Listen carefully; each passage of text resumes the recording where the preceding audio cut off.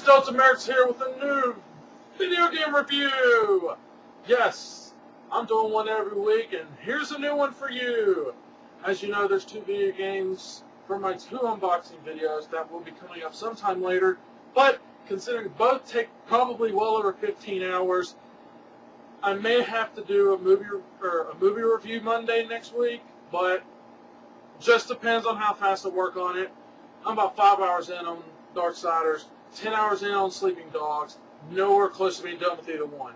Alright, this video game review is going to be of Sonic Generations. Really? Sonic Generations, you might ask.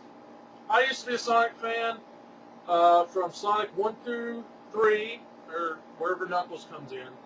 Long skip ahead to Sonic Battle 2, I believe, Sonic Adventure Versus, something like that, where Shadow first makes his appearance, where you switch from Sonic, Tails, Knuckles, and then over to Shadow and all them.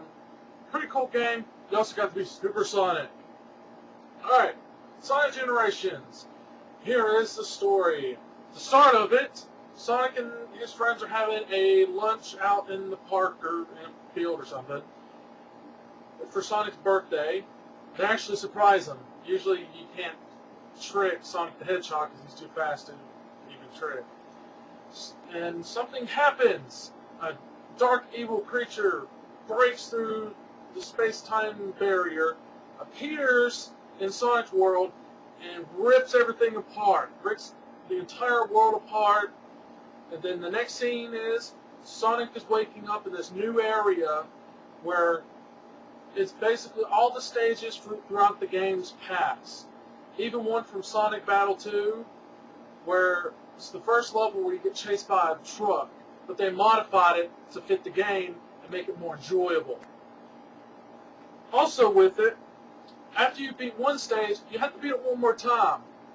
But with Sonic, yeah, technically Sonic, but you're playing as the original Sonic. Yes, the one that was in the first Sonic video game. The little pudgy, short little dude that all he can do is spin around and jump and hit. That's pretty much all he can do. Well, there are still obstacles that he can still do, but you have to beat each stage with both Sonics in order to continue on to the next stage. You have to unlock every one of his friends back again in order for the stage to continue, which, like I said, beat it twice. Then, after you beat 3 stages, there's a boss battle. But before you get the boss battle, you have to unlock keys. I will give you all a heads up, if you plan on playing this game, please collect the Chaos Emeralds. There are 3 Chaos Emeralds that are face this boss. I think Metal Sonic, Silver, and Shadow. It's a must. You have to do it because at the end of the game, you're going to have to collect them anyway. So, I just say it. Do it ahead of time before you play the first, second, third boss. Do it right before. But, anyway, to collect the keys, you must do at least one of the side missions, I guess, they call for Sonic. Do at least one of the side missions to unlock the key. Once you grab the key, you unlock a piece of the door. You must get 3 of them for each boss battle. Now, I'll tell you this now. The boss battles aren't very fulfilling. The first boss battle you play as the original Sonic, and the other 2 you play as the main Sonic, which is the tall one that has all the special abilities. Let's see, there's 3 bosses, then one final boss, which, spoiler alert, turns out to be Eggman controlling this big dark creature. And it tells you further in the game. I can spoil it for you, so let's go ahead. Eggman finds a way to control this creature after he finds him in the dark void, and then uses his powers to try and defeat Sonic. Also, getting himself back in the day where he was Dr. Robotnik, which they end up calling him Eggman in this game anyway. So, final battle. Sonic and Sonic face off against this creature as Super Sonic. Yes, as Super Sonic. They brought it back. You know, some people are like, oh, it's just Super Saiyan. Yes. Okay? Admittable. Yes. It is a Super Saiyan version of Sonic the Hedgehog. But, in order to stay alive, you must collect coins as you go along. My suggestion is playing the 2D mode, which is you press Y, for the Xbox anyway, you switch into a 2D mode, and you move up and down. It's pretty good to collect coins that way. If you had it in 3D, it's a little bit tougher. So I chose 2D mode the entire time and fought that boss. Not too difficult, but it's still fun. Overall, I think the game took me about 4 to 5 hours. It's actually short for a 3D Sonic style game, but I didn't do all of the side missions. I just did what I could to beat the game.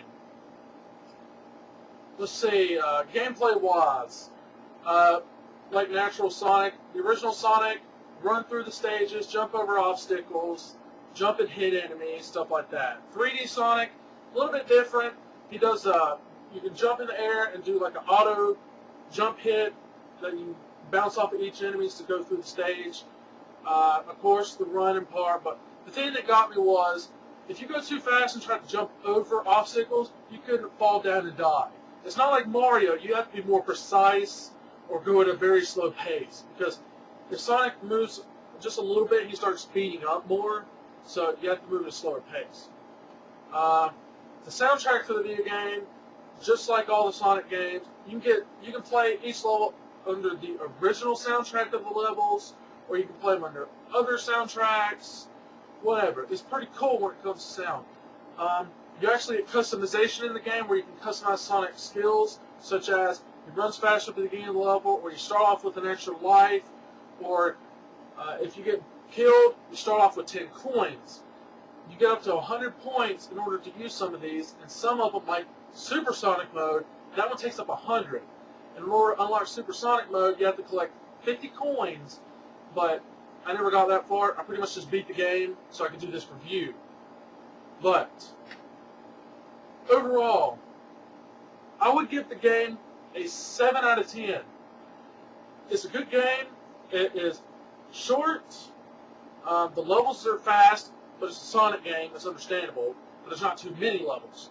There's 9 total levels that, well, 18 if you have to play through both characters, and then 4 boss battles. I expected more boss battles and maybe to be able to play as the other characters and not just Sonic, but, you know, the bosses aren't too bad. You know, you could die a few times and you know what they're going to do, so that also draws down the gameplay, the overall score. So, Sonic Generations gets a 7 out of 10. This is Delta Merrix, signing out.